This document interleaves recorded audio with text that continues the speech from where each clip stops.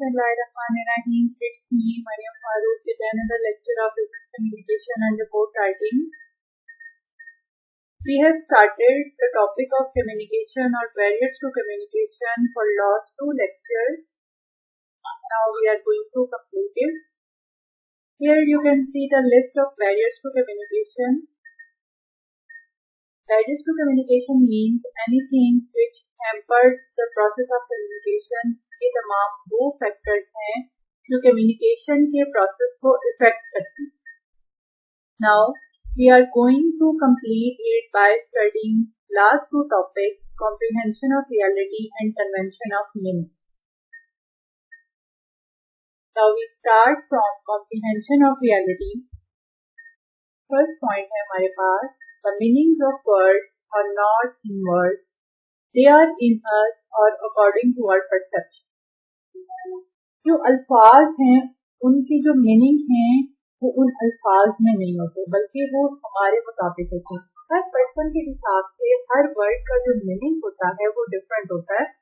हर person अपने mind के हिसाब से उसको परसीव करता है. तो मीनिंग जो होती है, पहली लाइन का ये मतलब है कि वो वर्ड्स के अंदर नहीं होते, उनके मीनिंग वो हमारे अंदर है, वो हमारी परसेप्शन के अंदर है. बहुत से लोग एक ही वर्ड को मुख्तलिफ तरह से परसीव करते हैं.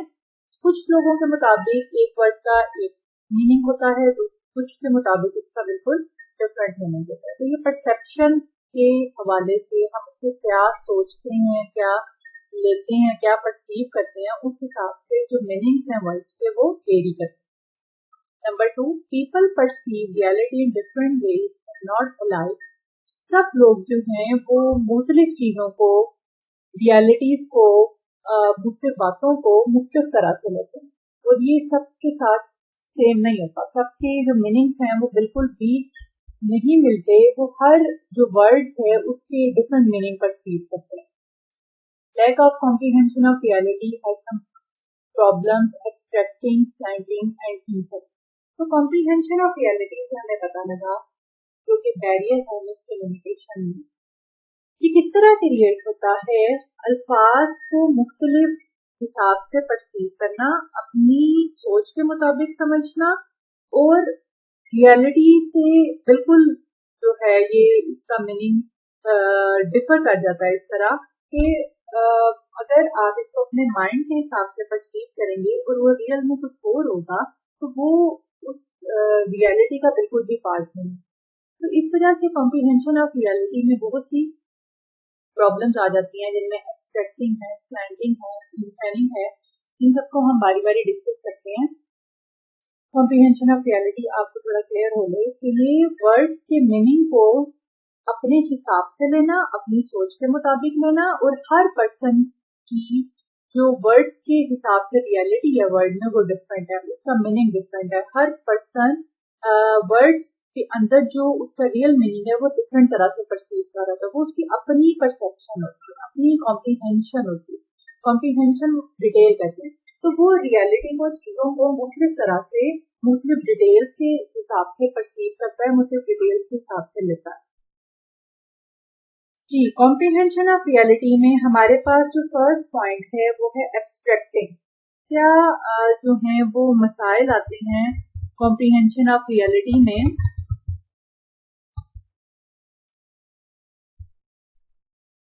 Abstracting. When we abstract, we actually concentrate on some details and omit others. जब भी हम abstract करते हैं, जिसका abstract art होता है, किसी चीज को जो है वो अपने हिसाब से माइंड में उसका एक स्केच बना.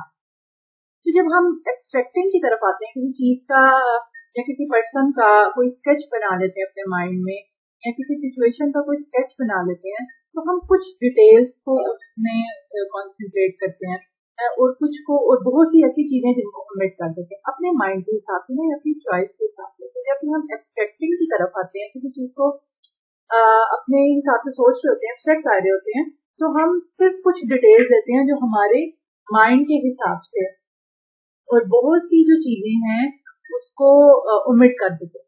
Abstracting creates distortion in the message. Distortion मतलब वो प्रॉब्लम क्रिएट करता है एक रियल मैसेज कन्वे करने में. हम जब चीजों को एब्स्ट्रैक्ट करने की तरफ आते हैं तो हम सिर्फ कुछ डिटेल्स के साथ लेके चलते हैं। जब पूरा मैसेज नहीं जाता तो वो मिसकम्युनिकेशन होती है, डिस्टॉर्शन होती है, और ये इस तरह बैरियर्स टू कम्युनिकेशन में एक पार्ट प्ले करता है। तो कुछ डिटेल्स को लेना, कुछ डिटेल्स का स्केच अपने माइंड में बना लेना, बाकी बहुत से पॉइंट्स को छोड़ देना, एब्स्ट्रैक्टिंग में। तो एब्स्ट्रैक्टिंग हमेशा रियल मैसेज में प्रॉब्लम क्रिएट करती है, डिस्टॉर्शन क्रिएट करती है। नेक्स्ट, कॉम्प्रिहेंशन ऑफ रियलिटी के पॉइंट में हमारा नेक्स्ट पॉइंट है स्लैंटिंग। स्लैंटिंग का मतलब इन सारी टर्म्स है, it refers to judging the whole by a part. हम पूरी सिचुएशन को, पूरी थिंकिंग को या पूरे कोई बात को सिर्फ एक छोटे से हिस्से से उसका कंक्लूजन निकालें कि ये ऐसी ही है। क्या उस पूरी सिचुएशन को, उस होल मैसेज को नहीं देखते कि उस होल में क्या पता जो हमने उसको जज किया हो, उस छोटे से पार्ट से उसका मीनिंग बिल्कुल ही उलट जाए। Just by going through a part of message, we should not establish an opinion of the whole or it will be erroneous. हम सिर्फ एक, अगर रिटर्न पे मैसेज है और हमने उसको सर्जरी सा रीड किया, फिर उसका एक पार्ट पढ़ा और कंक्लूजन निकाली कि जी इसमें ये डिटेल्स थी और इसमें ऐसा कुछ बताया गया, हम कभी भी उसके बारे में पूरे मैसेज की जो है वो ओपिनियन जो है क्रिएट नहीं कर सकते, उसके बारे में राय नहीं दे सकते। पूरी सिचुएशन की सिर्फ एक पार्ट को लेके जज करना स्लैंटिंग है और ये ही एक जो है मिसकम्युनिकेशन क्रिएट करता है। तो हम पूरी सिचुएशन को किसी एक पार्ट से जज करना, सिर्फ जो है उसका कंक्लूजन फौरन निकालने के लिए एक अपनी ओपिनियन एक होल मैसेज के लिए डेवलप कर लेना, ये एरानियस है। एरानियस मतलब गलती है, ये गलत काम है और इससे जो है मिस्टेक्स क्रिएट होती हैं, कम्युनिकेशन में बहुत सी डिस्टर्बेंस आती है। नेक्स्ट है हमारे पास कॉम्प्रिहेंशन ऑफ रियलिटी में inferring point, it refers to drawing conclusion on the basis of assumptions.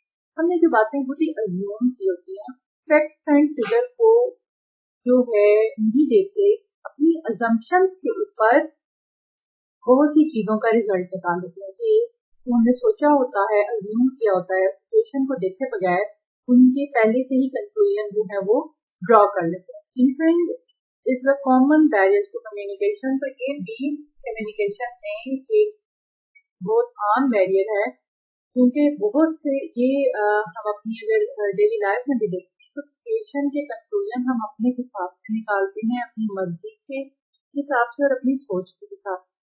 तो ये एब्स्ट्रैक्टिंग, स्लैंटिंग, इनफेरिंग, ये तीनों जो है प्रॉब्लम ये क्रिएट करती हैं डिस्टॉर्शन कम्युनिकेशन के प्रोसेस में, और इस तरह जो होल मैसेज है उसको समझने में मुश्किल आती है। एब्स्ट्रैक्ट मतलब कुछ डिटेल्स देना और कुछ ओमिट करना, इससे भी पूरा मैसेज कन्वे नहीं होगा। स्लैंटिंग, आप एक किसी चीज का पार्ट लेके उससे पूरे मैसेज का रिजल्ट जो है उसको ओपिनियन दे देना, ये भी मिसकम्युनिकेशन क्रिएट करेगा। इनफेरिंग का मतलब है किसी छोटे से एजम्पशंस की बेस पे सिर्फ अपनी मफरूजात इसे कहते हैं, उसकी तनाजुर में जो कंक्लूजन है उसको ड्रा कर लेना, और ये जो है कॉमन बैरियर है कम्युनिकेशन। तो ये तीनों पॉइंट्स कॉम्प्रिहेंशन ऑफ रियलिटी में आ जाते हैं, क्योंकि रियल लाइफ में और प्रैक्टिकल लाइफ में इनका जो है सामना होता है। नेक्स्ट हम चलते हैं कन्वेंशन ऑफ मीनिंग की तरफ, जो कि हमारे पास लास्ट हेडिंग है बैरियर्स टू कम्युनिकेशन में। The meaning of words varies from person to person. अब रियल मीनिंग्स की बात करते हैं, तो हर पर्सन के हिसाब से अगर एक वर्ड है उसका meaning person to person vary करता है। आप ये नहीं कह सकते कि ये एक वर्ड है उसका मीनिंग यही होगा। बात दफा अगर हम रिटर्न कोई लैंग्वेज देखते हैं, रिटर्न कोई मटेरियल देखें, तो हर सेंटेंस के अंदर एक वर्ड डिफरेंट मीनिंग दे रहा होता है, डिफरेंट सेंटेंस में उसका मीनिंग बिल्कुल डिफरेंट होता है। इसका पर्सन टू पर्सन भी इसमें जो है वो डिफरेंस आ सकता है। Miscommunication occurs when the sender and the receiver have different meaning for a word or symbol used. हर दफा मिसकम्युनिकेशन इस वजह से भी हो सकती है कि सेंडर किसी और तरीके से कोई जो भी वर्ड को यूज करके मैसेज सेंड करे उसका मीनिंग सेंडर के हिसाब से डिफरेंट हो और रिसीवर जो रिसीव कर रहा है वो उसको बिल्कुल डिफरेंट मीनिंग में ले, तो इस तरह भी वो मैसेज सही तरह से कन्वे नहीं हो सकेगा, वो मिसकम्युनिकेशन क्रिएट होगी, बात समझ नहीं आएगी। सेंडर और रिसीवर में जब भी एक वर्ड से डिफरेंट मीनिंग होगी या कोई सिंबल यूज की जाएगी और उसके डिफरेंट मीनिंग होंगे तो वो भी कभी मिसकम्युनिकेशन मैसेज के अंदर क्रिएट करेगा। नेक्स्ट हमारे पास पॉइंट है a word may have several meanings in dictionary. अगर हम किसी वर्ड के मीनिंग की बात करते हैं तो एक ही वर्ड के डिक्शनरी में बहुत सारे meaning. Convention of meaning has some aspects. Convention of meaning के भी 3 एस्पेक्ट्स हैं, डिनोटेशंस, कॉनोटेशन एंड यूफेमिज्म।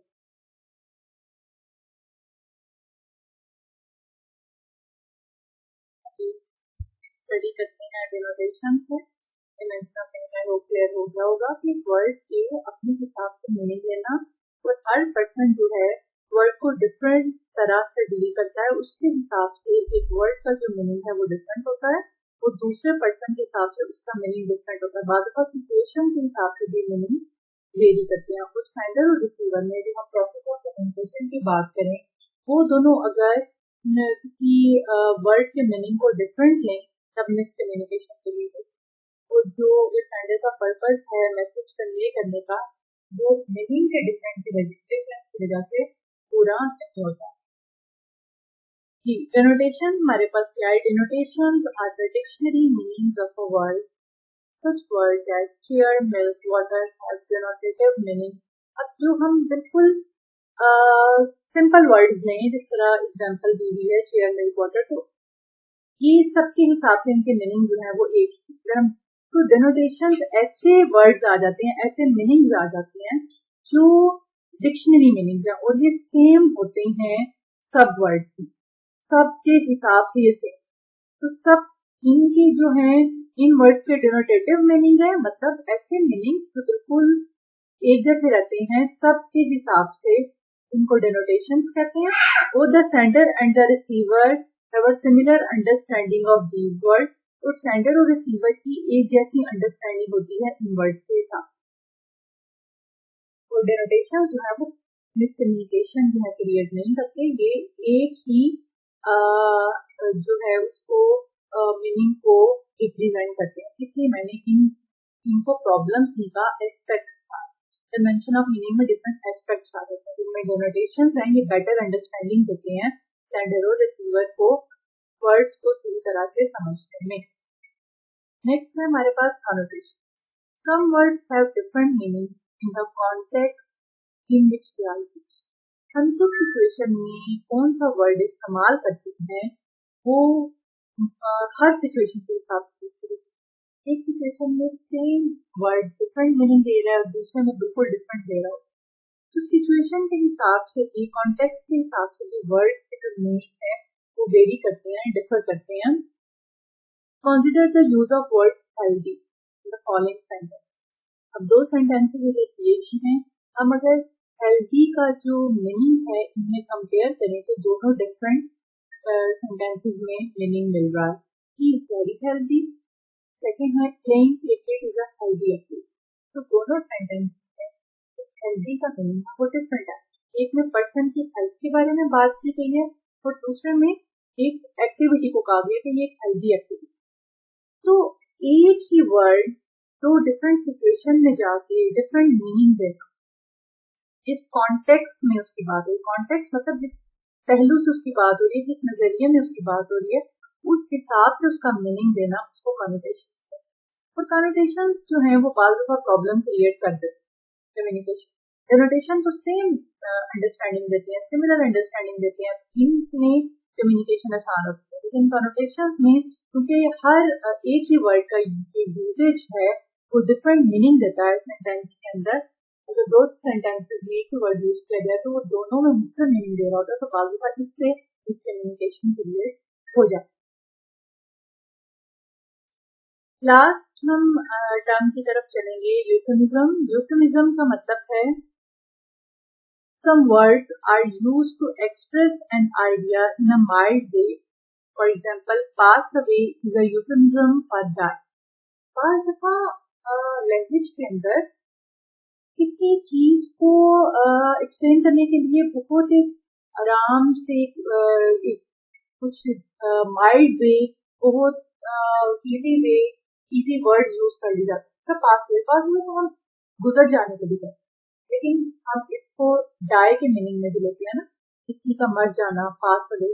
तो ऐसे बहुत से वर्ड जो कि आइडिया को बहुत माइल्ड वे में भी किसी बात को कर देते हैं, उनको हम इस टर्म में लेते हैं, यूफेमिज्म कहते हैं इसको। और इसकी वजह से थोड़ी मिसकम्युनिकेशन इस पर क्रिएट हो जाती है, क्योंकि ये पास अवे डिफरेंट मीनिंग दे रहा है, दो तरह के इसके मीनिंग होते हैं। तो इससे थोड़ा सा मैसेज को समझने में प्रॉब्लम क्रिएट हो सकती है। तो ऐसे वर्ड जो किसी आइडिया को एक्सप्लेन करने के लिए यूज हो, किसी रियल बात को कन्वे करने के लिए यूज हो, जिसका पास अभी है, और वो यूफेमिज्म है डाई का। इस तरह और भी बहुत से वर्ड होते हैं जो किसी बात को कन्वे करने के लिए माइल्ड वे में यूज किए जा सकते हैं। तो ये तीन हमारी टर्म थी कन्वेंशन ऑफ मीनिंग में, जिनमें हमने देखा कि किस तरह एक ही वर्ड बाज़ दफा डिफरेंट मीनिंग देता है डिफरेंट पर्सन के अंदर, और इससे जो है वो मिसकम्युनिकेशन क्रिएट हो सकती है। तो कन्वेंशन ऑफ मीनिंग भी इस तरह बैरियर है कम्युनिकेशन के अंदर। कन्वेंशन ऑफ मीनिंग से रिलेटेड एक मुझे छोटा सा वाकया याद आ गया, एक जगह मैंने पढ़ा था कि इससे आपको कन्वेंशन ऑफ मीनिंग के कॉन्सेप्ट को समझने में थोड़ी आसानी होगी, किस तरह एक बात के डिफरेंट मीनिंग लिए जा सकते हैं। एक बादशाह था, उसने ख्वाब देखा और उसकी ताबीर के लिए उसने ऐलान किया कि जो पर्सन उसकी ताबीर बताएगा ख्वाब की, उसको इनाम दिया जाए। थोड़े टाइम के बाद एक शख्स दरबार में आया, उसने बादशाह से कहा कि आप मुझे ख्वाब बताएं, मैं उसकी ताबीर बताता हूँ। बादशाह ने उससे ख्वाब बताया तो शख्स ने कहा कि आपके सब अहले खाना, सब घर वाले आपके सामने मर जाएंगे। बादशाह को ये सुन के बहुत गुस्सा आया कि ये क्या बात है, तो उसने फौरन हुक्म दिया कि इसको पकड़ के जेल में डाल दें, ये कैसी बात है।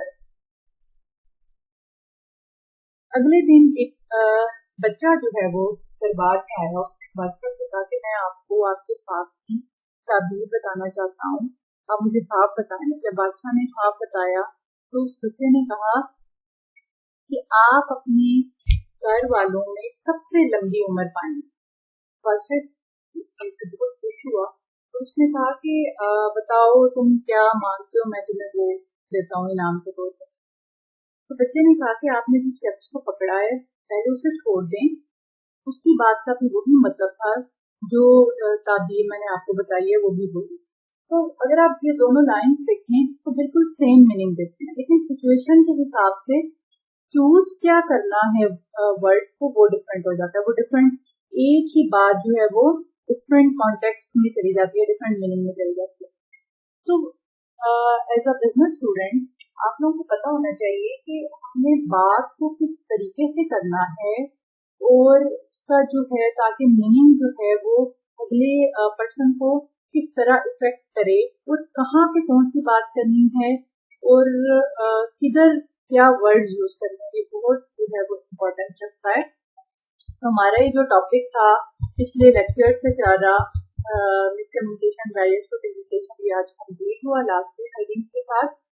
आई होप यू लाइक इट। अल्लाह हाफिज़।